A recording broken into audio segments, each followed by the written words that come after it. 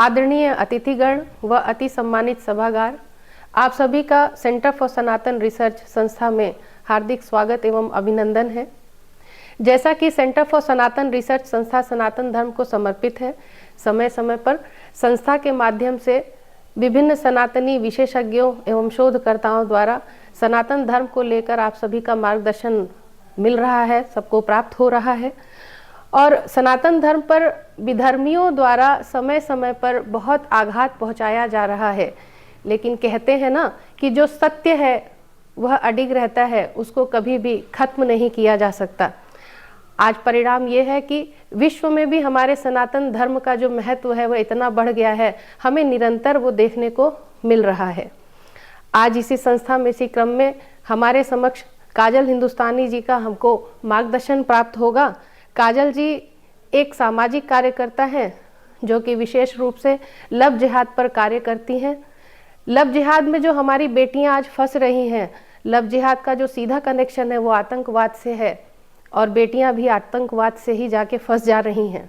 तो काजल जी उन बेटियों के लिए समर्पित हैं।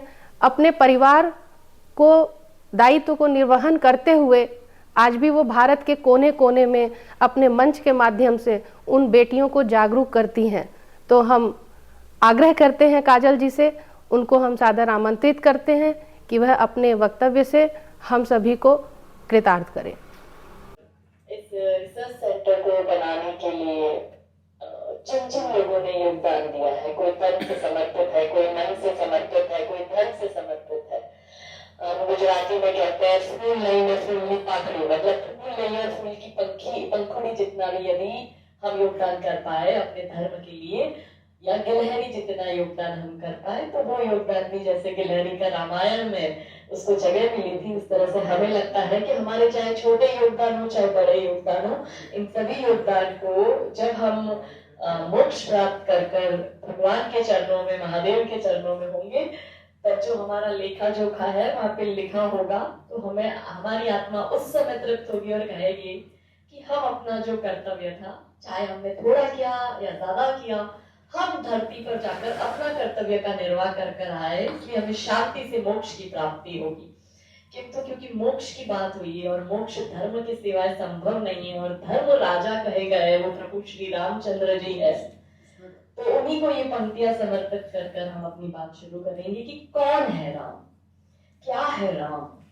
राम जी के चरित्र को यदि हम बखान करने जाएंगे, हम बताने जाएंगे, तो ग्रंथ के ग्रंथ कम पड़ गए हैं, पर कुछ पंक्तियों में राम जी को के पुरुषार्थ को आपके समक्ष रखती हूँ कि कौन है राम। राम जो है चेतना है, बिंदु है, बिंदु जिससे प्रस्फुटित है तेज, तेज जो कि इस समस्त सृष्टि की सर्जना की कल्पना का हेतु है। अनाम है, अनाम जो है पंक्ति में प्रथम प्रथम है, धर्म धैर्य का है, शौर्य का, अनंत अनंत क्रोध का, प्रचंड युद्ध का, निलय प्रलय विराम है, विराम है अहम का, है शोध इस अनंत का, अनंत मुक्त क्रोध का, अनंत भक्ति बोध का, अनंत शक्ति स्रोत का, अनंत मोक्ष धाम है। वो एक नाम राम है, वो एक नाम राम है। तो प्रभु श्री राम जी ने अपने कर्तव्य के निर्वाह के लिए जब अपनी सेना बनाई थी और वानर सेना जुड़ी उनके इस कार्य से, तो हमें लगता है कि हम भी वो सेना के स्वरूप में धर्म की स्थापना के लिए अपना अपना कार्य कर रहे हैं। हमारे भाई ने, हमारी दीदी ने हमें बताया कि हम जो कार्य कर रहे हैं, हमारा जो कार्य है लव जिहाद, भूमि अतिक्रमण, जैसे कुछ लोग लैंड जिहाद भी कहते हैं, और धर्मांतरण, ये 3 विषयों पर हम कार्य करते हैं। जमीन पर हम जुड़े थे, जमीन पर ही कार्य करते थे, लेकिन एक्सीडेंटल ऑडिटर भी बन गए कि लोगों को हमें सुनना भी पसंद है। सुनना इसलिए पसंद है, शायद हम लोगों के मन को कनेक्ट करते हैं। मन को कनेक्ट हम इसलिए करते हैं क्योंकि जो काम हम जमीन पर कर रहे हैं, जो संघर्ष हमने किया है या जो संघर्ष हमने देखा है, ऐसे बहुत से सामाजिक संगठन, धार्मिक संगठन, हिंदुत्ववादी संगठन जो है वो बहुत काम कर रहे हैं। शायद उनके सामने हमारा योगदान गिलहरी जितना होगा। कि हमने ये भी देखा है कि उत्तर प्रदेश में ही कमलेश तिवारी की हत्या हो जाती है और समाज चुप बैठा रहता है। उस कमलेश तिवारी को जरूरत नहीं थी, लेकिन उन्होंने क्यों बोला?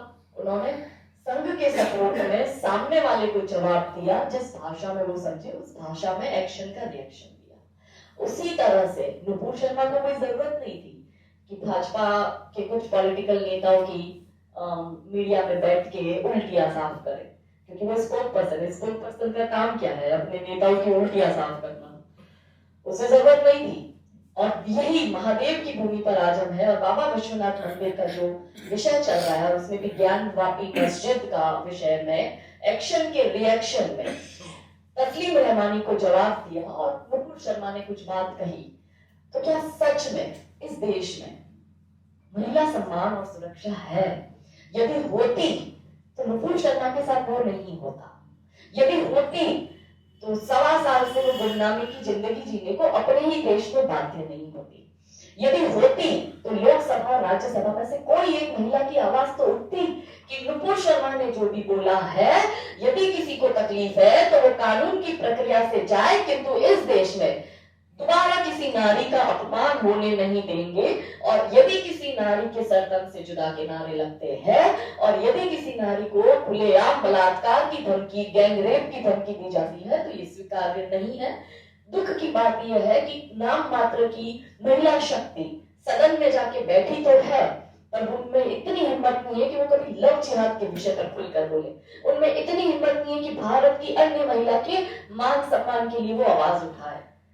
हो सकता है उनकी कोई निजी परेशानी किसी पर्टिकुलर पॉलिटिकल नेता से हो और बयानबाजी में शायद वो किसी महिला के लिए बोले हो, लेकिन मुझे ये जहां तक समझ में आता है, हमें पॉलिटिकली करेक्ट होना चाहिए, लेकिन सबसे पहले हमें पॉलिटिकली करेक्ट हिंदू बनना है। पॉलिटिक्स में धर्म आ सकता है, लेकिन धर्म में कभी भी पॉलिटिक्स आना नहीं चाहिए। सब कुछ बाद में है, सबसे पहले हमारे लिए हमारा धर्म है। और धर्म बचेगा तो ही देश बचेगा, नहीं तो सिर्फ अवशेष बचेगा। कृष्ण बचेंगे, राम बचेंगे, चारों पावन धाम बचेंगे। और इसी कड़ी में जब हम संघर्ष करते हैं तो हमें भी बहुत सी चुनौतियों का सामना करना पड़ता है। हमारा डायरेक्ट संघर्ष जिहादियों के साथ होता है। बहुत सी बच्ची हम जब रेस्क्यू करते हैं, या हमने भूमि अतिक्रमण इन्होंने हमारे मंदिर की ट्रस्ट की जगह पर करा था, उसमें काफी जगह हमें वो मंदिर छुड़वाने में संघर्ष तो हुआ, लेकिन सफलता भी मिली। इसी कारण हमारे भी फतवे गुजरात में निकले हुए हैं। दुख की बात यह है कि जब हमारे ही अपने लोग हम पर ही केस कर हमको ही जेल में डालते हैं, तब मन में ये प्रश्न आता है कि इस देश में इस्लामिक आक्रमणकारियों की इतनी औकात नहीं थी कि वो यहाँ स्थापित होते और अपने मजहब को स्थापित कर देते। उन्हें करने दिया हमारे ही अपने लोगों ने। इस देश में ईसाई आक्रमणकारी, जिसको आप लोग ब्रिटिशर्स कहते हैं, ईसाई आक्रमणकारियों की इतनी हिम्मत नहीं होती कि वो यहाँ अपना आधिपत्य स्थापित कर हमें अपना गुलाम बनाते। हमारे ही अपने लोगों ने उनका साथ दिया। और इसी कड़ी में जिहादियों से हम लड़ लेंगे, उनकी कोई हैसियत ही नहीं है, वो कहीं स्टैंड ही नहीं करते। मगर उन जिहादियों के साथ हमारे ही कुछ अपने लोग अपना बिजनेस चला रहे हैं, इसलिए उनके रास्ते का कांटा यदि मैं बनी हूँ, उनके लव जिहाद के एजेंडे में, उनके भूमि अतिक्रमण के एजेंडे में, उनके धर्मांतरण के एजेंडे में यदि हम बीच में आ रहे हैं, तो हमारे ही अपने लोग जो सुबह से रात तक हिंदुत्व का झंडा लेकर अपनी पॉलिटिकल दुकान चला रहे हैं, वो हम जैसे लोगों पर सुनो मोटो कर हमें अंदर डाल देते हैं। तब किसी एक कार्यकर्ता के निर्माण में वर्षों चले जाते हैं। आपको और हमको कोई पैसा मिल रहा है? कोई नहीं मिल रहा है। अभी हम सब यहाँ बैठे हैं, घर का जेब का पैसा जा रहा है, ऊपर से जीवन का जोखिम उठाकर हम लोग चल रहे हैं। पॉलिटिकल नेता को सैलरी मिल रही है, सरकारी भाग बाट मिल रहा है, हमें कुछ नहीं मिल रहा है। हम प्योर शुद्ध रूप से निस्वार्थ भाव से धर्म की सेवा कर रहे हैं। और इसी धर्म की सेवा में जब एक कार्यकर्ता का निर्माण किया जाता है तो उसमें बहुत वर्ष निकल जाते हैं, लेकिन उसी कार्यकर्ता को कुछ अपने एजेंडे के लिए रास्ते से हटाने का प्रयास करते हैं, तब अन्य कार्यकर्ताओं का मनोबल टूटता है।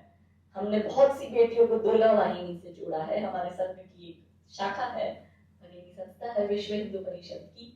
तो हम जहां भी मंच से जाते हैं, हमारी बातें बच्चियों को पसंद आती है और बच्चियां कहती है दीदी हमें आपकी जैसा बनना है, हमें आपके साथ जुड़ना है, बताओ हम क्या करें। तो हम कहते हैं कि आप दुर्गा वाहिनी से जुड़ो, क्योंकि भारत की प्रत्येक बेटी दुर्गा स्वरूपा है। जरूरत है तो उसको अपने अंतरात्मा की दुर्गा को जगाने का, क्योंकि क्योंकि हमारे घर जब बेटी का जन्म होता है हम कहते हैं कि लक्ष्मी जी आई है, तो मैं उन्हीं लक्ष्मियों को कहती हूँ कि हे लक्ष्मी, तू दुर्गा बन, तू काली बन, पर कभी ना भूखे वाली बन।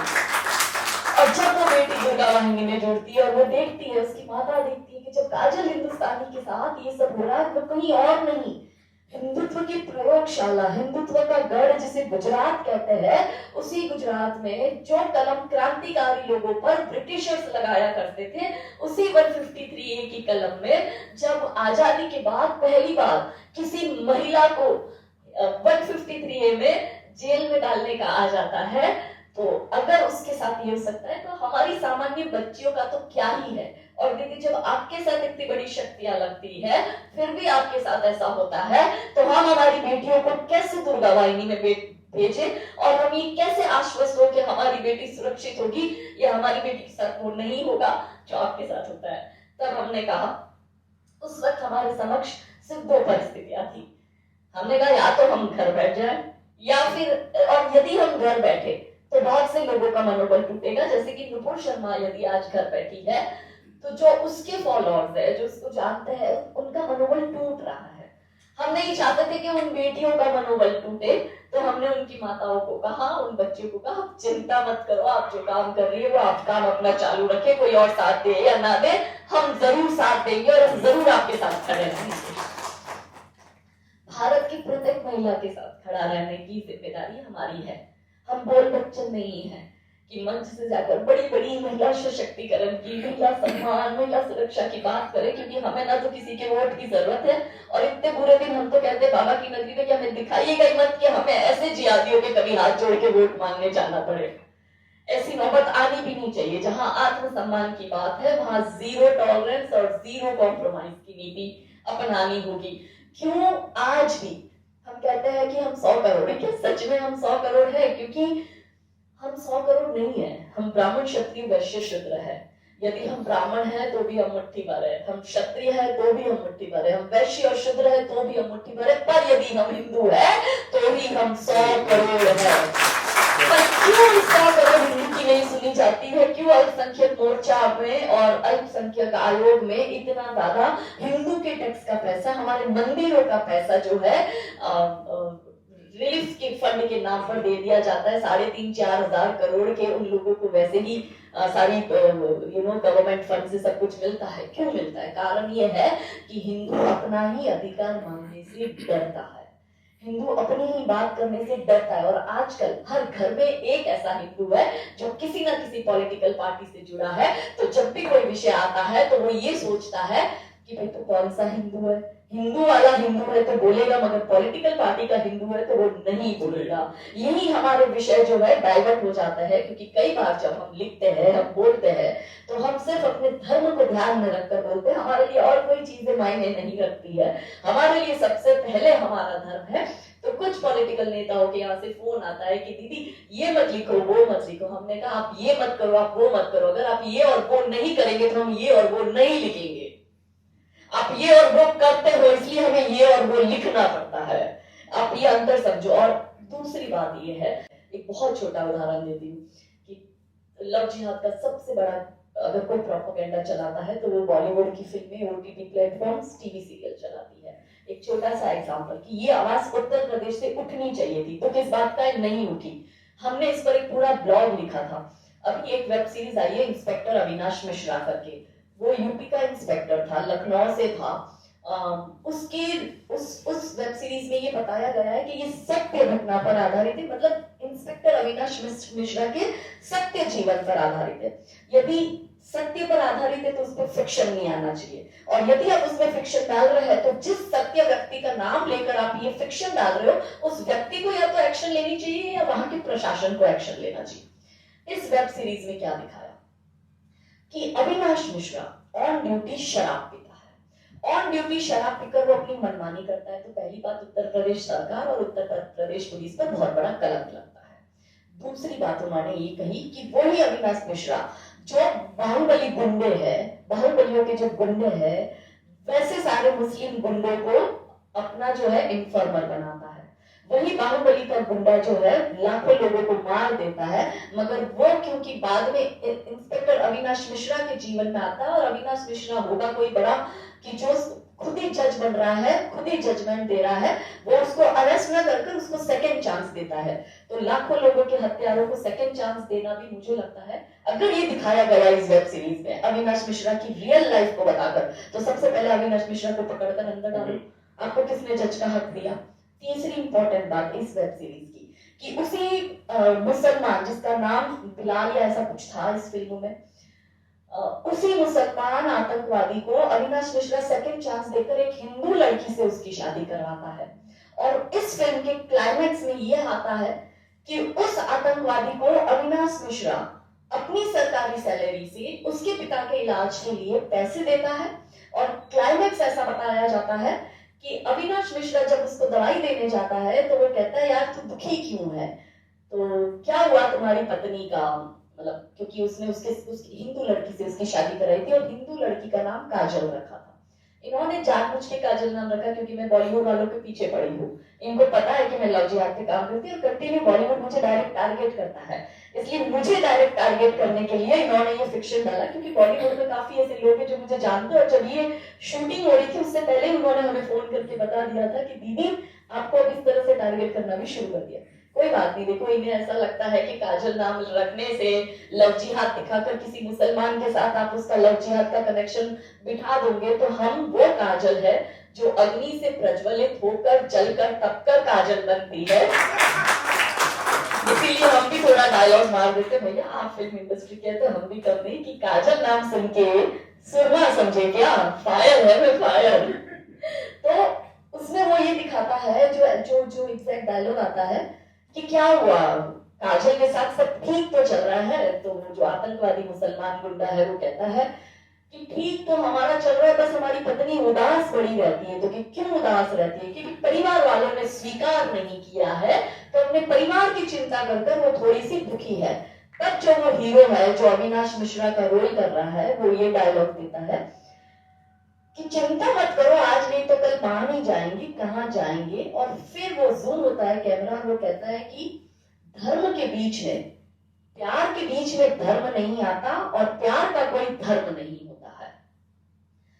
इसका मतलब ये निकला कि एक तरफ हम जब लव जिहाद का कार्य कर रहे हैं तो हम कहते हैं लड़कियों को कि ये गुनहगार है, ये क्रिमिनल है, देश में विश्व में 100% आतंकवादी मुसलमान ही है, भारत में 98% क्राइम मुसलमान ही करता है, और आप ये दिखा लो कि यदि मुसलमान क्रिमिनल भी है तो अभी उसको सेकंड चांस दो, वो भला बन जाएगा, और फिर आप अपनी हिंदू बेटी के साथ उसका लव जिहाद का कनेक्शन भी चलाओ। तो यदि अविनाश मिश्रा को ये हक मुझे लगता है किसी ने नहीं दिया कि किसी आतंकवादी के साथ आप हिंदू बेटी की शादी करवा दो, और अगर रियल में उसने किसी आतंकवादी बेटी का अपनी टेनियर में हिंदू आतंकवादी व्यक्ति के साथ अपनी हिंदू बेटी का इस तरह से लव जिहाद करा है, तो सबसे पहले उसको अंदर डालो। क्या उत्तर प्रदेश पुलिस अपना काम धाम छोड़कर ये लव जिहाद का एजेंडा चला रही है? यदि नहीं तो इस सीरीज वाले पर एक्शन होनी चाहिए, और यदि हाँ किया है तो अविनाश मिश्रा पर एक्शन होना चाहिए। हमने इस पर ब्लॉग लिखा था जो काफी वायरल भी हुआ लेख, और हमने साथ में उत्तर प्रदेश सरकार को निवेदन किया था कि आप इसकी छानबीन करो, या अविनाश मिश्रा के नाम पर यदि ये काम हो रहा है, गलत है तो सजा दो गलत को, और अगर गलत किया है तो उसे छोड़ो मत। लेकिन ऐसी सारी प्रभाव ये सीरीज इसलिए हमारे बच्चों के दिमाग में करती है कि हमारी बेटी को जब हम समझाते हैं कि देख ये क्रिमिनल है, ये दारू का धंधा कर रहा है, मगर वो अविनाश मिश्रा की सीरीज को देखेगी तो सोचेगी नहीं सेकंड चांस देना चाहिए, ये भी भले होते हैं। इस तरह से सॉफ्ट पावर के जरिए फ्रेजाइल माइंड को किस तरह से मैनिपुलेट कर स्लो पॉइजन डाला जाता है, ये इसका सबसे बड़ा जीता जागता प्रमाण है। तो सनातन रिसर्च के समक्ष आज मैं यही एक मुद्दा ये कह के जाऊंगी कि क्योंकि उत्तर प्रदेश की भूमि पर यदि उत्तर प्रदेश में इस तरह से किसी सरकारी अधिकारी और ऑफिसर को लेकर सीरीज बनती है जिसमें खुलेआम लव जिहाद का प्रोपेगेंडा परोसा जा रहा है, और यदि हम विरोध भी नहीं करते तो हमें लगता है फिर हम सिर्फ नाम मात्र रह गए हैं। इसका बड़ा विरोध होना चाहिए, और हमें लगता है यहाँ से एक पीआई दाखिल हो, एक पिटीशन दाखिल हो कि इस विषय की छानबीन हो, जो दोषी है उसे सजा होनी चाहिए। और अंत में संघर्ष होता है, अपनी वाणी को कुछ पंक्तियों के साथ विराम दूंगी कि संघर्ष होता है, संघर्ष होना होगा क्योंकि हमारे भगवान ने भी संघर्ष किया, संघर्ष होगा तो ही परिणाम अच्छा मिलेगा। तो बहुत जगह जाते हैं तो कार्यकर्ता कभी कभी हताश हो जाते, दुखी हो जाते, कहते हैं हमारी अपनी सरकार हमें सपोर्ट नहीं करती है। सबसे पहले तो कोई अपना है ही नहीं। जो धर्म के साथ है वो अपना है, जो धर्म के साथ नहीं है वो अपना नहीं है। और वो दुखी भी होता है, क्योंकि अपने ही लोगों के बीच में जब संघर्ष बढ़ जाता है, चीजें आसानी से तो नहीं होती है, लेकिन उसके सामने चीजें ज्यादा हमारे लिए जब मुश्किल हो जाती है और समय मुश्किल हमारे साथ हो जाता है, और हम जैसे लोग जो है जिनकी टारगेट किलिंग हो रही है, जिन पर फतवे निकल रहे हैं, अपने ही देश में वो असुरक्षित महसूस कर रहे हैं, अपने ही देश में डर का माहौल में वो जी रहे हैं, तो उनसे कहती हूँ कि डरो मत, निरंतर प्रयास करते रहो, एक दिन सफलता जरूर मिलेगी। कि माना कि ये अंधेर बहुत और चारों ओर नाकामी है, माना कि हिम्मत टूट रही, आंखों में निराशा छाई है, माना कि चांद पर ग्रहण है और रात अभी गहराई है, पर श्री कृष्ण ने कहा है, श्री कृष्ण ने साफ कहा है कि कर्म तुम्हारा कल होगा, और कर्म में अगर सच्चाई है तो कर्म कहाँ निष्फल होगा। हर एक संकट का हल होगा, वो आज नहीं तो कल होगा। लोहा जितना तपता है, लोहा जितना तपता है उतनी ही ताकत पड़ता है। सोने को जितनी आग लगे वो उतना प्रखर निखरता है, हीरे को जितनी धार लगे वो उतना खूब चमकता है। मिट्टी का बर्तन पकता है तब धूप पर खूब खनकता है। सूरज जैसा बनना है, सूरज जैसा बनना है तो सूरज जितना जलना होगा। नदियों सा आदर पाना है तो पर्वत छोड़ निकलना होगा। और हम भी श्री राम के वंशज है, हम भी श्री राम के वंशज है। कि सोचे राह सरल होगा, कुछ ज्यादा वक्त लगेगा, पर संघर्ष जरूर सफल होगा। हर एक संकट का हल होगा, वो आज नहीं तो कल होगा। तो इसी तरह से अपने कार्य पर लगे रहे, नहीं रुकना है, नहीं थकना है, गिव अप नहीं करना है, स्टैंड बैक नहीं करना है, स्टेप बैक नहीं करना है, और काम करते रहना है। प्रभु भोलेनाथ हमें जरूर शक्ति देंगे, माँ शक्ति हमें जरूर शक्ति देगी। और धर्म और अधर्म के इस युद्ध के बीच में जीत सदैव धर्म की होती है। अतः 2030 से पहले भारत को लव जिहाद मुक्त भारत हम सबको मिलकर बनाना है। और इसी में आज हम भोलेनाथ के चरणों में ये प्रार्थना करते हैं कि लव जिहाद मुक्त भारत के कार्य में आप हमें प्लीज शक्ति दीजिएगा, और हम इस कार्य में हमें सफलता मिले, ऐसे आशीर्वाद दीजिएगा। बहुत बहुत धन्यवाद काजल जी। और अब मैं काजल जी से आग्रह करूंगी कि हमारे स्टूडियो में पधारे। हमारे कुछ प्रश्न हैं, आपके उत्तर के माध्यम से आपका संदेश हम जनमानस तक पहुंचाएंगे। जैसा कि काजल जी आजकल देखने में ऐसा आ रहा है कि हमारे यहाँ लव जिहाद का केस बहुत ज़्यादा होते जा रहा है। जगह जगह पे ऐसा सुनने में आ रहा है कि आज ये लड़की फंस गई और किसी मुस्लिम ने हिंदू लड़के का नाम रख के उसे फंसा लिया अपने जाल में। तो आप इसके बारे में कैसे कहती हैं कि अगर हम इसे रोकना चाहें तो हम इसे कैसे रोक सकते हैं? देखिए, इस पर हमें 2 स्तर पर काम करना पड़ेगा। पहला स्तर, इसको लेकर ऐसे कड़े कानून बने, जैसा कि अभी कुछ समय पहले सदन में अमित भाई शाह जी, जो हमारे माननीय गृह मंत्री है, उन्होंने कहा कि कोई भी लड़का यदि अपनी पहचान छुपाकर या गलत पहचान बनाकर किसी लड़की से विवाह करता है तो उसको कठोर से कठोर दंड का जो है प्रावधान रहेगा। पर्टिकुलर लव जिहाद शब्द उन्होंने यूज नहीं किया था, मगर उन्होंने इस विषय में ऐसा रखा था। दूसरा इसमें यह है कि हमें जागरूकता अभियान चलाना पड़ेगा, जिसमें सबसे बड़ा दायित्व जो है वो हमें लगता है हमारी शैक्षणिक संस्थाएं जो है उनका है, कि बच्चों को सिर्फ मैथ साइंस तक ना रखे। जब हम बेटी बचाओ और बेटी पढ़ाओ की बात करते हैं तो बेटी बचाओ बेटी पढ़ाओ के साथ साथ बेटियों को सशक्त बनाना भी हमारी जिम्मेदारी है। तो शैक्षणिक संस्थाओं के माध्यम से बच्चों को ये बताया जाए, क्योंकि सबसे ज़्यादा लव जिहाद जो होता है वो सोशल मीडिया के माध्यम से और उसमें भी इंस्टाग्राम के माध्यम से होता है। तो बच्चियों को ये समझाया जाए कि वो किसी अननोन लड़के से दोस्ती ना करे, किसी अननोन लड़के पर विश्वास ना करे और किसी अननोन व्यक्ति को अपने प्राइवेट पिक्चर्स ना दे। क्योंकि ज़्यादातर केसों में ये पाया गया है कि जितने हमारे पास केस आए उसमें 95% केसेस में बच्ची की उम्र 13 और 14 वर्ष की है। ये चिंता का विषय है, क्योंकि माइनर बच्ची है, वो बच्चा कहा जाता है। वो बच्ची जब किसी अब्दुल के ट्रैप में आ जाती है, उसे लगता है कि वो तो अजय है और वो उसके प्यार में पड़ जाती है इंस्टाग्राम के माध्यम से, सोशल मीडिया के माध्यम से, और फिर जो बच्ची है वो गलती से अपने प्राइवेट पिक्चर्स उस लड़के को दे देती है। लड़के के पास फोटो वीडियो आता है। सेम मॉडस ऑपरेंडी है जो सारे केसेस में हमें सिमिलर दिखी, कि वो फिर उस लड़की को जब तक चल रहा है ठीक से तब तक ठीक है, और यदि लड़की उससे अपनी दोस्ती तोड़ती है या ऐसा कुछ अनबन हो जाती है, तो वो लड़की को उसके फोटो और वीडियो वायरल करने की धमकी देकर उसका शारीरिक यौन शोषण करता है।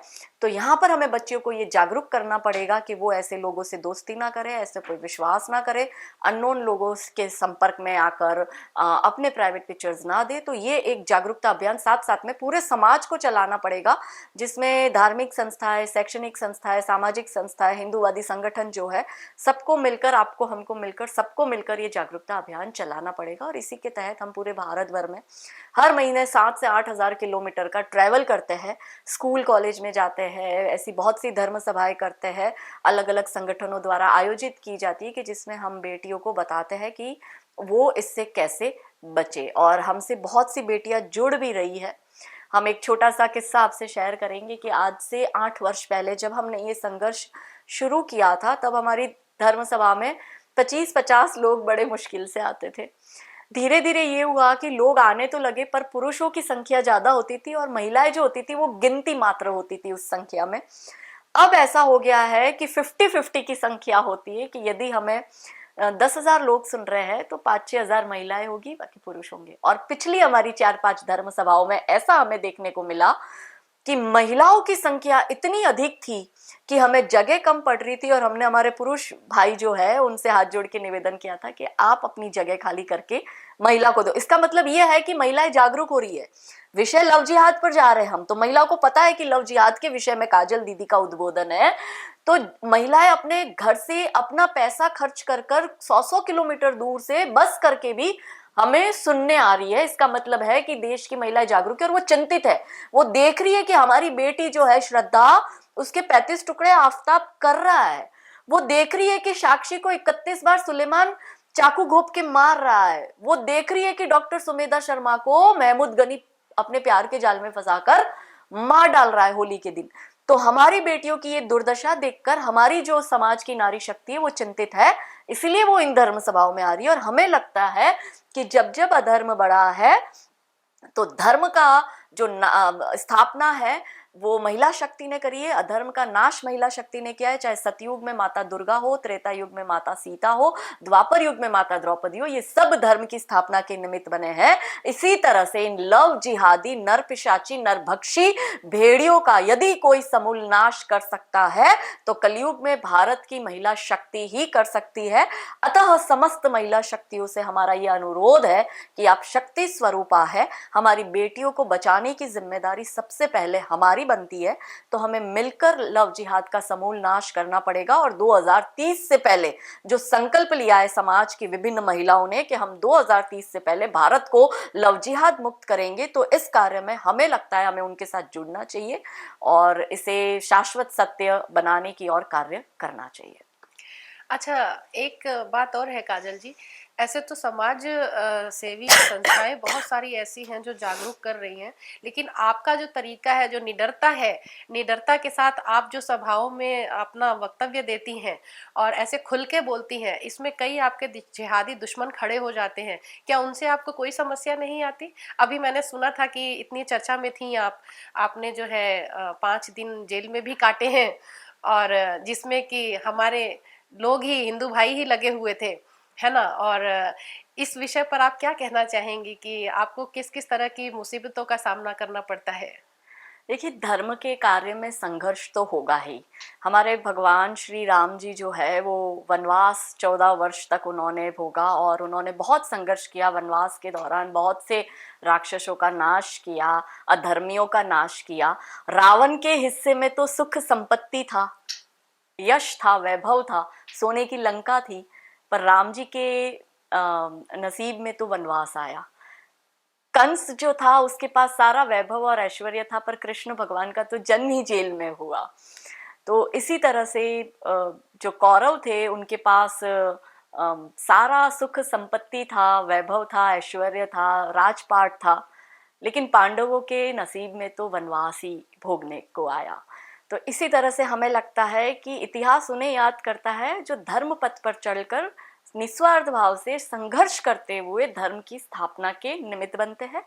अतः हमें लगता है कि ये संघर्ष धर्म के कार्य में हमारा भी रहेगा। जब भगवान संघर्ष कर सकते हैं, भगवान जब इंसान के स्वरूप में, मानव स्वरूप में आके संघर्ष करते हैं, तो हम तो साधारण से व्यक्ति है, तो हमारे सामने संघर्ष तो निश्चित रूप से रहेगा, लेकिन जो भी लोग संघर्ष कर रहे हैं, बहुत से लोगों के समक्ष संघर्ष आता है, तो हम कहते हैं इससे घबराना भी नहीं है, इससे डरना भी नहीं है, निरंतर संघर्ष भी करना है, गिव अप भी नहीं करना है, और प्रभु श्री राम पर भरोसा रखकर निस्वार्थ भाव से यदि हम कार्य करेंगे तो भगवान हमारी रक्षा स्वतः करने आते हैं, और धर्म की स्थापना के हम निमित्त बनेंगे, और इतिहास में उन लोगों के नाम नहीं लिखे जाएंगे, इतिहास में उन लोगों के नाम लिखे जाएंगे जो धर्म की स्थापना के लिए अपना सर्वस्व त्याग कर, सब कुछ न्यौछावर कर कर, जीवन का जोखम उठाकर, परिवार का जोखम उठाकर जो कार्य कर रहे हैं, उनके साथ साक्षात भगवान रहेंगे। एक प्रश्न और है, आपने एक बात कही अभी कि आपने ऐसा बीड़ा उठा रखा है कि 2030 तक हम इसे लव जिहाद मुक्त देश बनाएंगे। इसके लिए आगे की आपकी क्या क्या कार्यक्रम है, क्या क्या योजनाएं हैं? पहली बात तो ये है कि हमने नहीं उठाया है, ये भारत की नारी शक्ति ने बीड़ा उठाया है। भारत के बहुत से सामाजिक धार्मिक संगठन जो है, उन्होंने ये बीड़ा उठाया है। हम तो अपना इसमें गिलहरी जितना जो योगदान है वो दे रहे हैं। इसमें हम ये करेंगे कि ज़्यादा से ज़्यादा बच्चियों को हम जागरूक तो कर ही रहे हैं, लेकिन ज़्यादा से ज़्यादा बच्चियों को हम वोकल कर रहे हैं कि आप विषय में आकर इस विषय पर चर्चा करिए। जैसे कि हमारा पिछला प्रवास जब मध्य प्रदेश का था, तो हमने कॉलेज की लड़कियों को एड्रेस किया था, तो फिर बच्चियों ने हमें लिखा, इंस्टाग्राम पे हमें टैग किया, क्योंकि उसके तुरंत बाद नवरात्रि शुरू होने वाली थी। तो बच्चियों ने हमें लिखा कि हम दीदी आपको सुनने के बाद ये संकल्प लेते हैं कि इस नवरात्रि पर हम हर रोज की 21-21 बच्चियों को जो है लव जिहाद के विषय में जागरूकता लाएंगे और उन्हें जागरूक करेंगे। कुछ बच्चियां हमें लिखती है कि आपको, जिन्होंने हमें प्रत्यक्ष नहीं सुना, जिन्होंने हमें सिर्फ सोशल मीडिया पे सुना है, तो वो बच्चियां लिखती है कि एग्जैक्टली हमारा बॉयफ्रेंड जो मुसलमान है, आप जो बता रही हो वो उसी पैटर्न पर हमारे साथ हो रहा है वैसा। तो वो लड़कियां हमें लिखती है कि हमने तो हमारे उस लड़के से ब्रेकअप किया, लेकिन हमने हमारी मित्र जो थी उसका भी ब्रेकअप कराया। तो ये एक अच्छा साइन है। भारत की बेटियां बहुत समझदार है, जरूरत है उन्हें वो सही दिशा देने की, उन्हें जागरूक करने की। और हमें लगता है कि ऐसी हमारे जैसी तो हजारों काजल जो है वो तैयार हो रही है, और उन्होंने बीड़ा हाथ में उठाया है। तो भारत की बेटियां जो है वो पुनः सनातन उदित होगा। हार कर मत बैठ जाना, एक हिंदू मैं जगाऊं, एक हिंदू तुम जगाना। बहुत बहुत धन्यवाद काजल जी आपको।